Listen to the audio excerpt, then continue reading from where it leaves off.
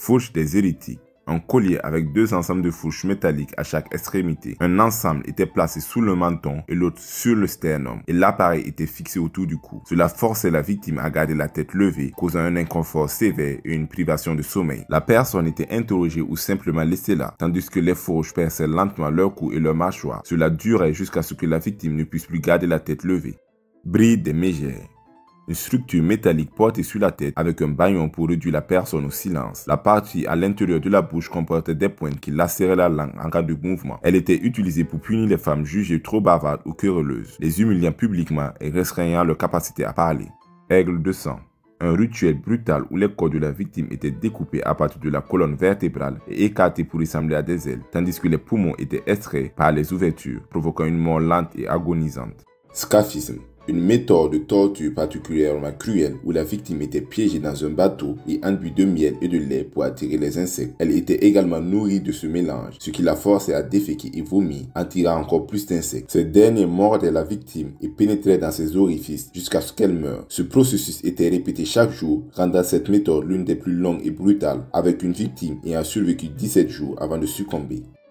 Fer rouge. Un tampon métallique chauffé à blanc était pressé sur la peau de quelqu'un pour laisser une marque. Cela provoquait une douleur extrême et une cicatrice permanente, rappelant à la victime et aux autres sa punition à vie. Taureau d'Irene. Une statue métallique en forme de taureau grandeur nature dans laquelle une personne était enfermée, puis chauffée par un feu en dessous. La personne ressentait une chaleur extrême et était brûlée vif. Des tuyaux spéciaux amplifiaient les cris, produisant un bruit semblable à celui d'un taureau. La vapeur s'échappait des narines du taureau pour un effet encore plus réaliste. Roue de supplice. Cette méthode consistait à briser les os d'une personne, puis à tordre son corps autour d'une grande roue. La victime était ensuite suspendue en hauteur, où les oiseaux et les intempéries rendaient sa mort lente et très douloureuse. Arrache-sein. Utilisé comme punition, surtout pour les femmes, cet instrument chauffé servait à déchirer la peau des seins, laissant des cicatrices et une douleur à vie. Kang. Une grande planche de bois lourde verrouillée autour du cou d'une personne, rendant les mouvements et l'alimentation difficiles. Elle servait à humilier publiquement la victime, ajoutant une honte sociale à la douleur physique. Huile de ricin. Faire boire une grande quantité d'huile de ricin provoquait de violentes douleurs abdominales et des diarrhées incontrôlables. La victime était parfois placée dans un tonneau de taille humaine, ce qui pouvait conduire à sa noyade dans ses propres fluides corporels si elle ne confessait pas. Poire d'angoisse. Un instrument métallique inséré dans la bouche ou l'anus, puis élargi volontairement. Il étirait les tissus au point de rupture, causant des blessures irréversibles. Écraseur de tête. Comme son nom l'indique, cet appareil terrifiant comprimait lentement le crâne, causant des douleurs extrêmes et finalement l'écrasement complet de la tête. Il était utilisé pour extraire des confessions ou comme châtiment brutal. Chaise de fer. Une chaise en fer avec des pointes acérées sur le siège et les accoudoirs. La victime était forcée de s'y asseoir pendant des heures, voire des jours. Quille. Une punition maritime sévère où un marin était attaché à une corde et traîné sous l'eau d'un côté du navire à l'autre, passant sous la quille. S'il ne se noyait pas ou ne mourait pas à cause des blessures infligées par le bois tranchant du navire, le processus était répété jusqu'à sa mort. Lingshi. Une méthode d'exécution chinoise où la chair de la victime était méthodiquement découpée en petits morceaux jusqu'à ce que la cage thoracique devienne visible. Ce supplice durait des heures et infligeait une douleur maximale avant la mort. Pendule. Une lame suspendue au-dessus de la victime se balançait lentement, s'abaissant à chaque mouvement pour infliger des coupures de plus en plus profondes. Chevalet. La victime était allongée sur un cadre en bois rectangulaire et son corps était étiré en tirant les bras et les jambes dans des directions opposées. Cela provoquait des douleurs extrêmes, des membres disloqués et des ligaments déchirés. Cette méthode était principalement utilisée pour obtenir des informations.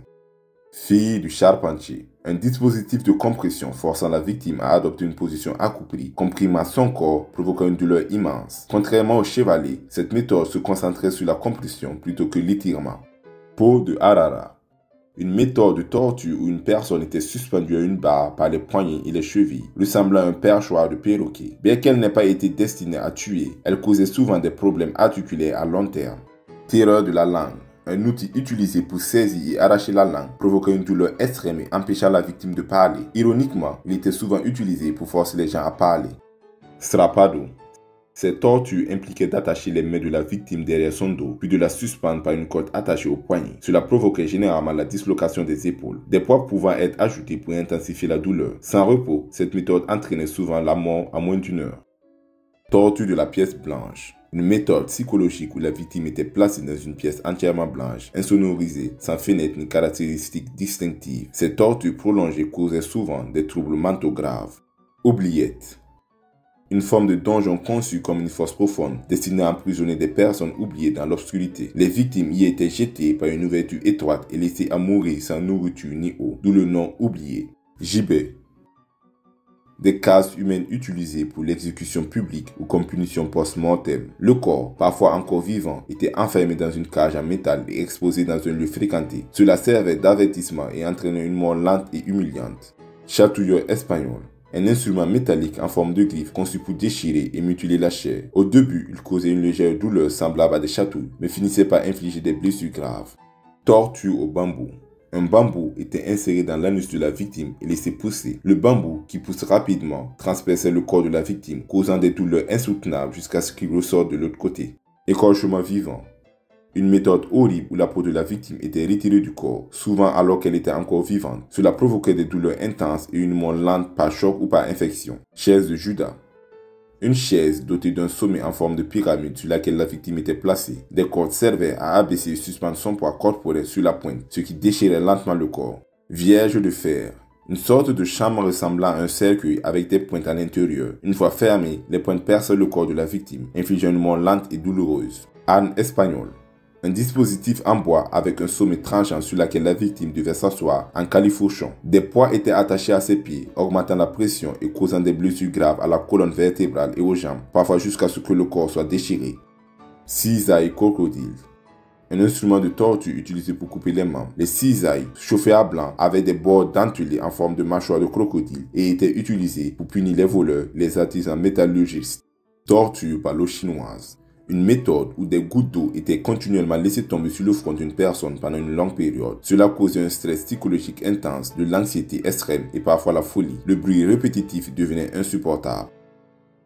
Vis à pouce. Un dispositif appliquant une pression douloureuse sur les pouces ou les doigts en serrant des vis. Cela écrasait les phalanges, provoquant une douleur intense. C'était une méthode courante pour extorquer des aveux ou punir des criminels.